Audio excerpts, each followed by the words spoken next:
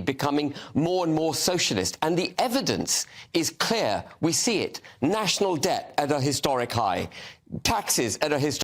National debt and taxes are not socialism. Socialism is not when the government does stuff. It's when the workers control the means of production and the commodity form has been abolished. It's not socialism when you tax and spend, right?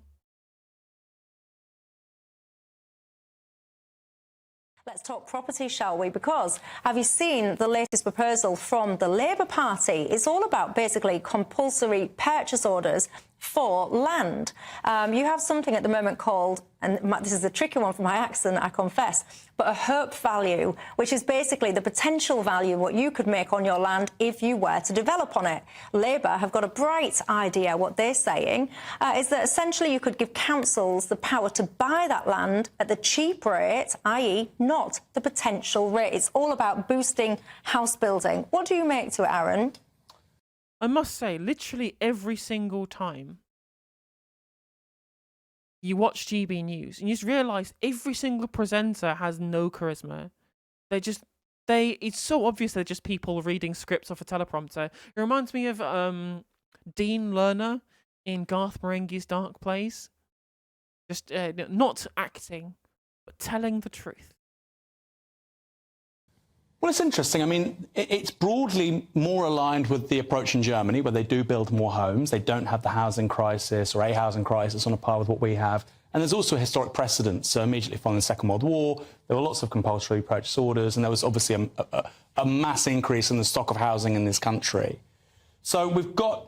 That was the post-war scenario was in response, direct correlation to the fact that a lot of homes had been bombed. We were in an emergency situation. And that wasn't actually true. Many homes weren't bombed as much in the UK as you might have expected post-war, right? There wasn't huge amounts of this was replaced because it was bombed. Most of it was replaced because it was shit, right? The vast majority of the house building that went on in the post-war period was slum clearance. It was getting rid of sub-quality, substandard homes and replaced with new council homes built to the new standard that was created. That's why loads of council homes follow the same basic design and the basic dimensions. But no, this wasn't replacing destroyed houses. This was slum clearance of substandard pre-war housing. That wasn't like the BAU business as usual dynamic. No, of course, but I think the point here is that there is a proposal being made which has some analogue both in the past and in the present, but elsewhere. And it's very easy. We all do it. But I think, look, lots of lobbyists and NGOs do it more than anybody else. It's very easy to poo-poo proposals and say, that won't work, this won't work. Well, let's try something. You know, it's like if you have a problem in your personal life. You try one thing, if it doesn't work, you try another, you try another, you try another. And yet what we have with regards to the housing crisis is don't try anything. I think let's try it. Let's have a Labour government after 2024. If it doesn't work, then we'll try something else. But clearly, the problem is a huge one and needs to be addressed. Would you be happy then if you owned some land for whatever reason for the government of the day to randomly come along and say, right, we're going to buy your land at the price that it is today. We're going to completely disregard the fact that actually you could potentially develop on this and quadruple and then some your value. Would you be cool with it? Yeah, tough shit. If you're not developed on it yet, that's your own fault, isn't it? Sitting there speculating, waiting for the value to go up, just sitting there with land completely unused during a housing crisis you're not even bothered to develop on yet. Yeah, damn right the state should be able to purchase that shit. The problem is they shouldn't be purchased for the government to then flog it off to some other private developer to build luxury flats. It should be council housing that gets built in it. That if it was your land. I think in certain instances the public interest transcends personal interest for sure. And I think I would say, if I was to put myself in that person's shoes, I would want an appropriate and a fair price. And of course, that may not be the top price. And I suppose... And also, even then, you're absolutely right. I mean, if you're in the position where theoretically you're owning this land and the government say, oh, we're gonna purchase this land because it's not built on, we're going to build houses on it, that is also, as a policy, even if these compulsory purchases don't happen very often, people who own land but aren't building on it are then more incentivized to then build on it to ensure that the government can't then also engage in a compulsory purchase of that land, right? It will also have the effect of ensuring that there is land that gets built on by the state, but it also encourages existing owned land to be built on to avoid these compulsory purchases. So it actually works in two separate ways, which, you know, I'm praising a Labour policy of all things, so... the distance between what's considered appropriate and fair and the top price, there can often be a lot there. Well, I definitely want the top price for my land. I'm not going to lie about that. You, Ben Habib, you are a property titan. This is your forte. What do you make today? Well, I think this is, if this is a genuine policy from the Labour Party, it is them revealing themselves, not just to be socialist, but communist. It's the daftest... Keir Starmer, my favourite communist, right? My favourite communist. I've been with it. I have seen Keir Starmer singing the anthem of the Soviet Union. You know, I will admit, you found us out, Ben. You know, me, the literal communist. After all that shit I said about Keir Starmer, it's all window dressing. I was just pretending. He has, in fact, really is the true Marxist-Leninist dictator of the future. Policy I've heard come out of the Labour Party, and I'll tell you why.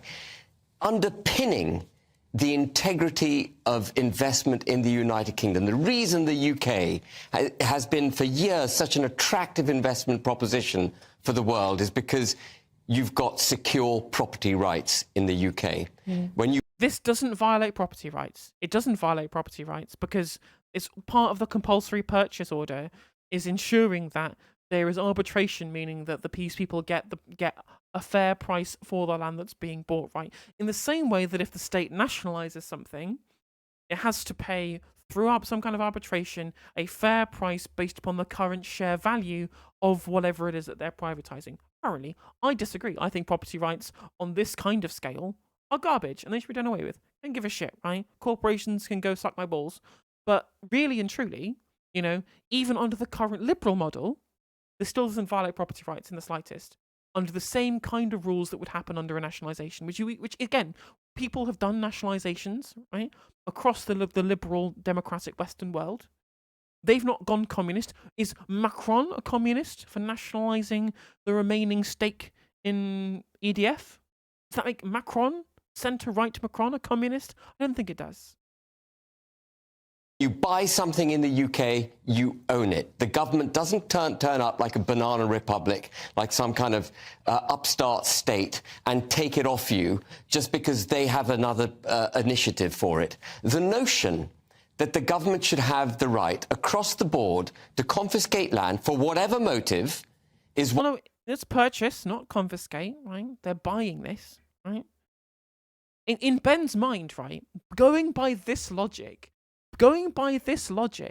right, it was communism to pay the old slave owners for the property that you've expropriated from them by making slavery illegal. I hate to use a far-gone comparison, right? It's pretty kind of Godwin's law style argument I'm doing here, but by that same metric, by this same step of logic, that's what he's arguing for here. Because that's what we did, right? We literally paid off slave owners to free the slaves. Right? That was a compulsory, not really, I guess, not a compulsory purchase order, but that was essentially by turning something that was property into not property. Right? Obviously nowadays you'd say, well, human beings can't be property, but at the time they were. So that's still a violation of property rights as far as this kind of logical argument is concerned, Ben. But of course, it's not a confiscation. It's just a compulsory purchase where there is compensation given to those who've had their land purchased from them. One that has to be highly resisted. There are some compulsory purchase orders already allowed. Yeah, for like HS2 and stuff. Yeah, for HS2, for national projects, for strips of land down the side of a road and that kind of thing. But you have to pay full market price. You often don't get it. You have to pay full market price. There's no suggestion that you wouldn't get the value of the land subject to planning. And... But no, but the thing is that the compulsory purchase order is based upon what the value of the land is now. Well, not what the potential of the land theoretically could be if you developed upon it, right? In the same way that I can't sell shares in my company based upon the fact that I reckon that my company, you know, No Justice Limited, will be worth £5 trillion if you just invest in it, right? That's not how you evaluate a company. That's not how the state would evaluate a company if they were engaging in a nationalisation, right? You can't just pretend that you know exactly what the value would be in some theoretical, mythical scenario when a development does indeed happen on that land. This would drive a coach and horses through the belief that if you buy things in England, in the United Kingdom, you are secure. And if you drive a coach and horses through that, you've undermined the entire capitalist model for the UK. And actually, it's very based. I mean, it's not undermining capitalism at all, but, you know, anything that even pushes back on what some fucker like Ben thinks is good capitalism. Remember, this guy's in Reform UK. This guy's like super hard Brexit. This guy really wants bottom of the barrel kind of hyper neoliberal ANCAP shit, right? This is the kind of country this guy wants. He wants to turn us into the sweatshop of Europe, as I was mentioning before on stream today. So yeah, no, whatever he thinks is good capitalism, I will fundamentally stand against as someone who doesn't believe in capitalism at all. But the worst kind is this guy's kind of capitalism. It would stop folk from buying land for investment straight off. The return is never likely to be worth it unless you bank it until you want to sell it. Well, that's the whole point, right? Is that I think that the CPOs that are being drafted here by the Labour Party are never actually going to get used very often at all. And what it is a disincentive, A, for people to want to invest in land as a speculative investment regardless, because you know there's always the threat of the compulsory purchase, and people who already own the land now are then going to be kicked into gear to start developing on it to make sure that they don't get hit by the CPO, right? I reckon this is me reckoning. I'm actually using the word reckon. This is just a guess. This is me predicting the future, which of course I cannot know for certain. I am not Nostradamus, but I think it's a reasonable prediction for me to say that these CPOs will get used in very, very, very rare circumstances, especially because of the incentives that the potential for a CPO puts on the current people who own and or are going to purchase land. Similar, Michelle, to the subject we were just discussing, North Sea oil, for example, where Keir Starmer wants to ban oil licenses, the drilling of new wells and new gas reserves. And, you know, they've been vitriolic against the oil and gas industry, the Labour Party. They've been up in arms in the Commons wanting even more. It's the most highly taxed industry there is. People are just going to stop doing business in the UK if they're continually attacked. And this is... What are they going to do? Move the fucking gas deposits from the North Sea? Are they going to pick up the gas deposit and move it elsewhere? Are you high? Are you high, Ben? Right? The reason why the oil and gas is really taxed very highly is because you literally cannot move the deposits out of the North Sea. They are our territorial waters. We can tax neoliberalism. Hey, Jim, speak for the Get reset. him, loser. We're shilling for shell. Or shelling for shell, even. Yeah, the reason why that we can tax oil and gas extraction in the North Sea at 80%, which we currently tax, I think it's 75 or 80% if I remember correctly, is because they literally cannot pick it up and take it elsewhere. It's a natural resource that we own. It's in our ground, right? Quite frankly, what's even more stupid is that we don't just fucking own it, right? Why don't just have a state oil drilling company like the Norwegians do to ensure that we can use the proceeds of that to create a sovereign wealth fund? Unfortunately, we've not done that, and we've spent all of that spaffed away on Thatcher's dole queues. But, you know, we live and we learn. Socialism gone mad.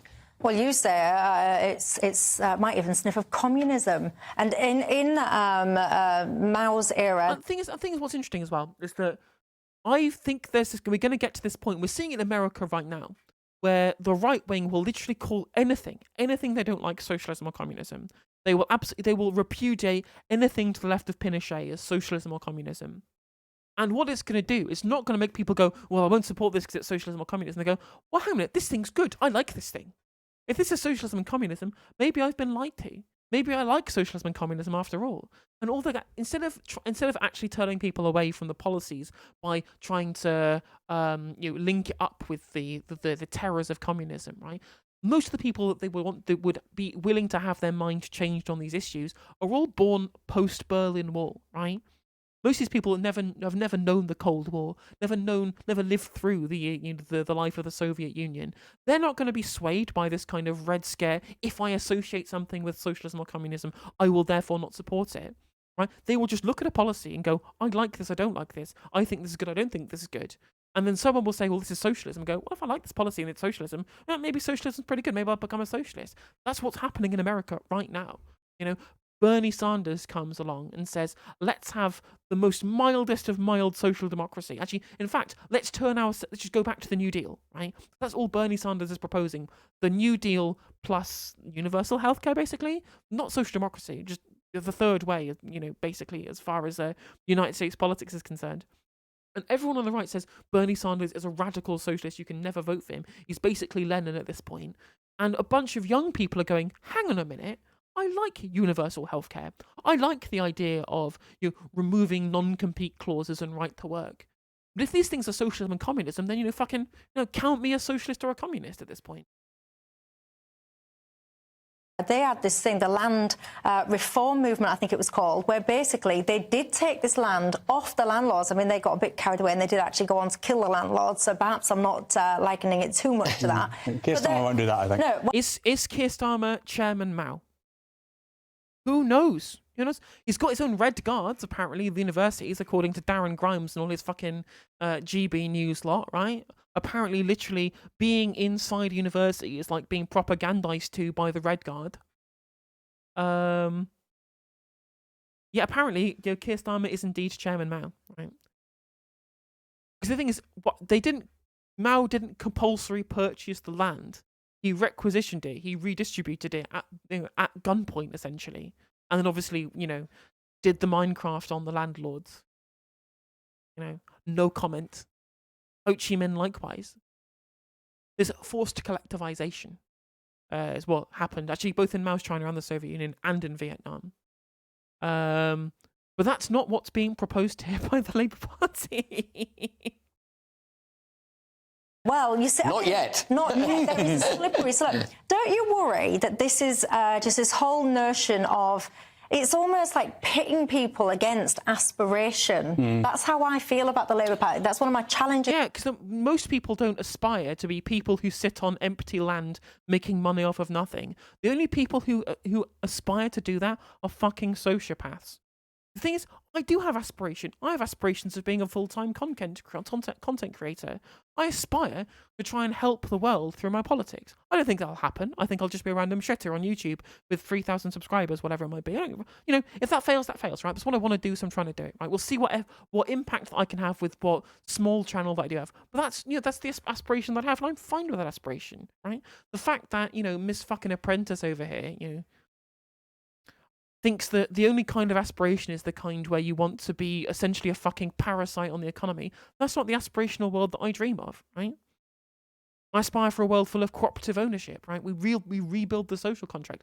That's aspirational. But of course, anyone who's lived up in neoliberal capitalist dystopia who buys into that shit can only understand aspiration in terms of its monetary value. Everything has a price. Nothing has value, but everything has a price. I can't say that I'm an expert in Russia, but I'm not sure that most Russians think that the capitalist paradise that is present-day Russia is particularly preferable to the Soviet Union. Well, actually, every single poll that's ever been done, apart from one in Russia, everyone has supported saying that life in the Soviet Union was better than it is now. You get similar polls in Yugoslavia as well.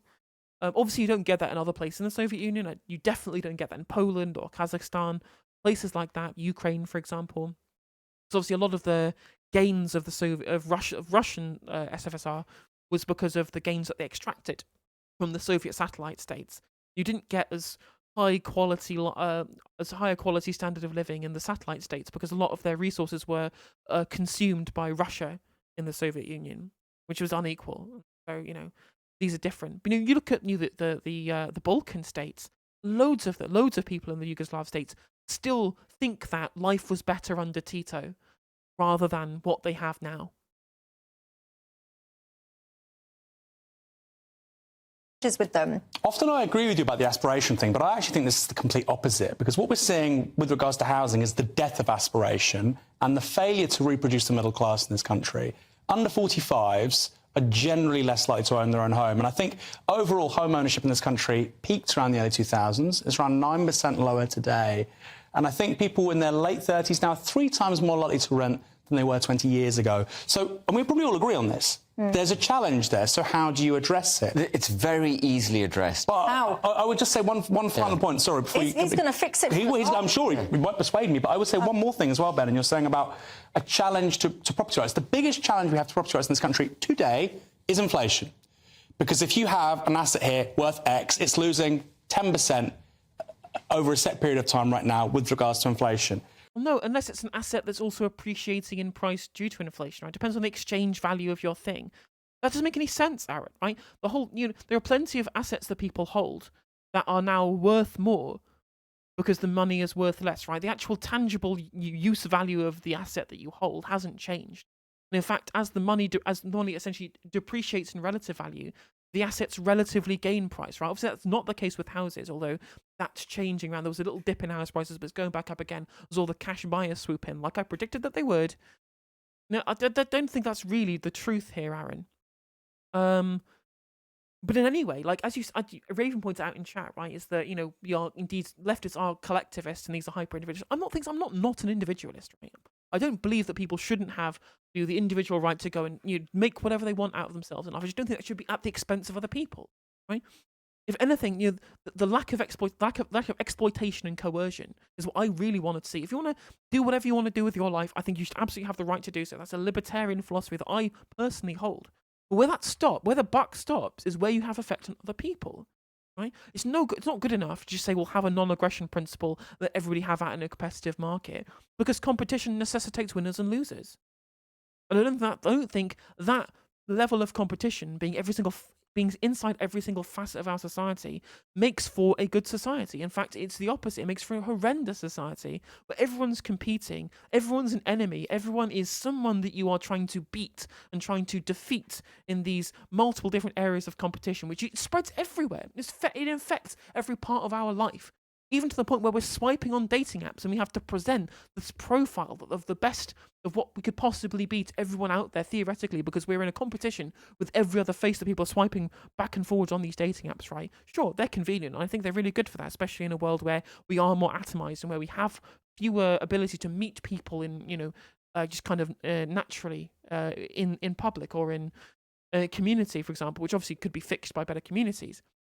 But the way in which it is a product of neoliberal dogma and neoliberal thought and capitalist intrusion upon every single facet of our lives is it's socially destructive. And people wonder why young people are fucking depressed when there's no social contract at all whatsoever. Because here's Ben Habib saying, well, actually, the right of private developers to own huge swathes of land they have no intent to build on because they want to speculate to make sure that it's at the right price for them to be able to sell it later. That is more important to him than people being able to fucking house themselves. And I'm sorry, that's a line that's dumb about this stupid economic system.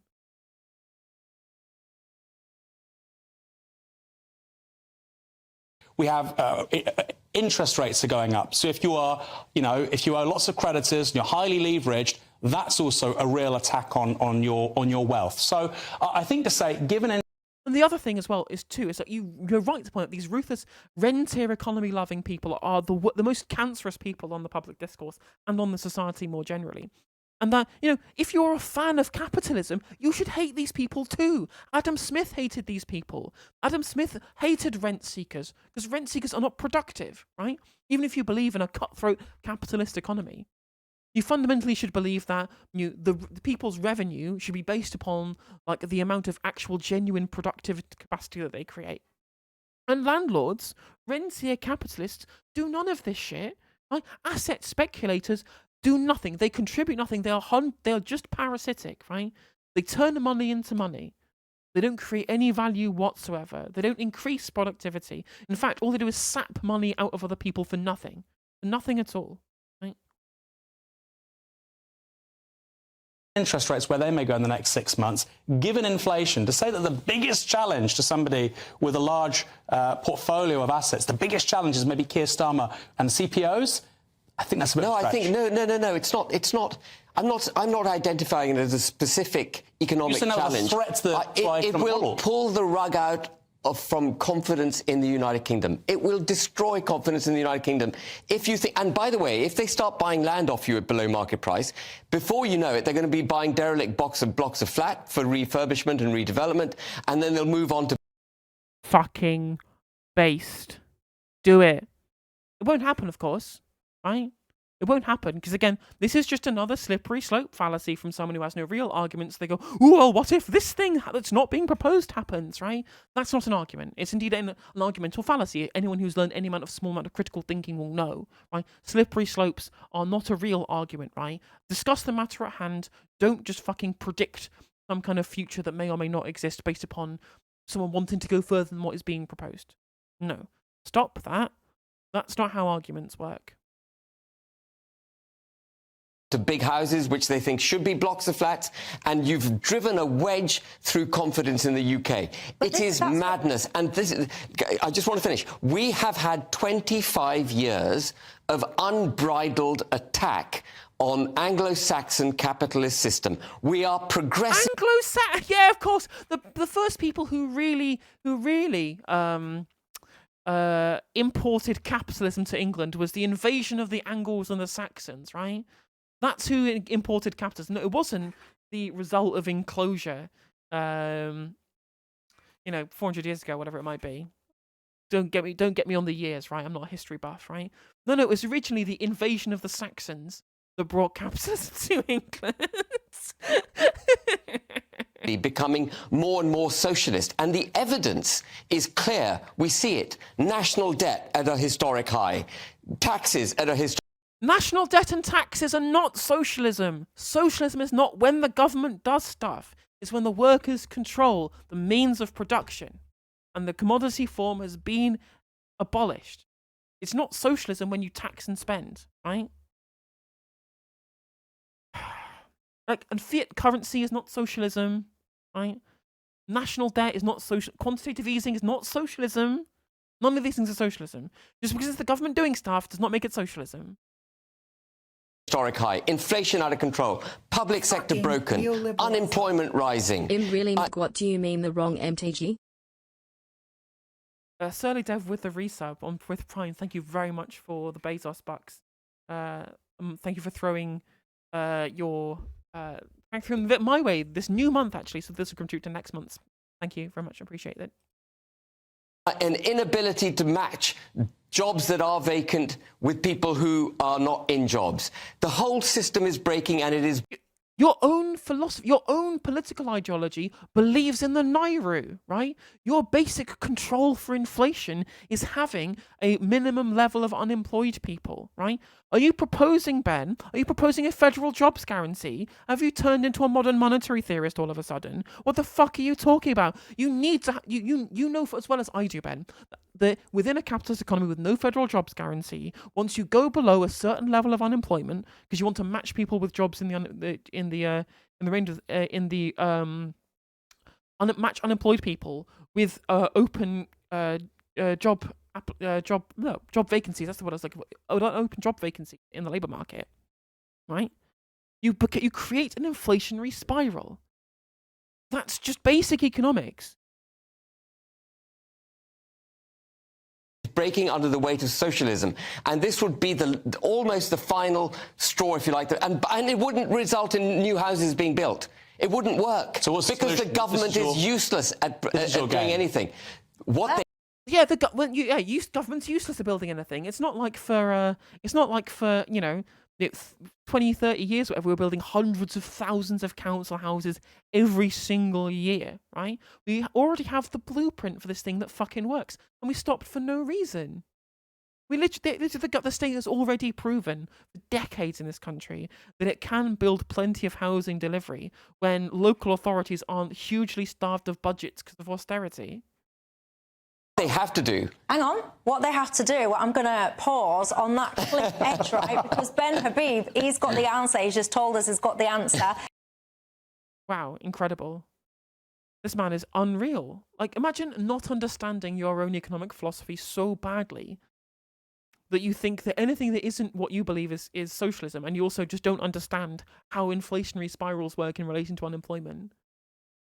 I mean, he must be an ANCAP, right? I mean, basically, if you believe that you can get rid of the Nairu by ensuring that there is zero unemployment, you have maximum unemployment, or maximum employment rather, you have full employment in your economy under a capitalist framework, the only way you can possibly do that is literally ban unions completely.